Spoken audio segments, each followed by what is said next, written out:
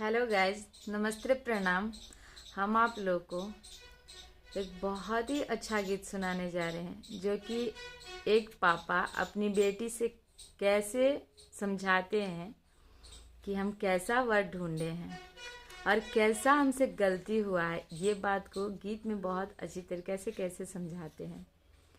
तिरछी तिरछी बेटी पगरिया बननी हो, तिरछी गौआ में समाइए गईनी हो, तिरछी गौआ में समाइए गईनी हो, तिरछी घरवा दुअरवा बेटी मरमना जननी हो, बरवा देखी के भूलाइए गईनी हो, बरवा देखी के भूलाइए गईनी हो।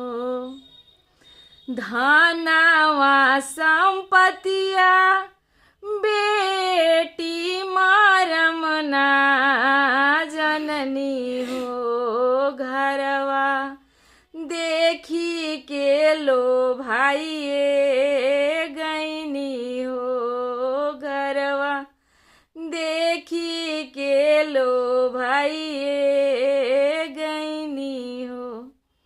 बुधिया बिचरवा बेटी हम मरमना जननी हो, खेतवा देखी लो भाइये गईनी हो, खेतवा देखी के लो भाइये गईनी हो।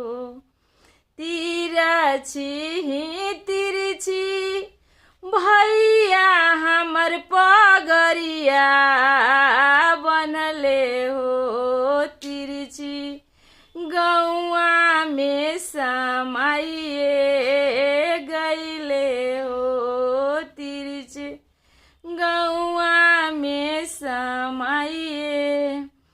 बुधिया बिचरवा बेटी हम मरमना जननी हो, सुंदर देखी के लो भाइये गईनी हो, सुंदर देखी के भोरई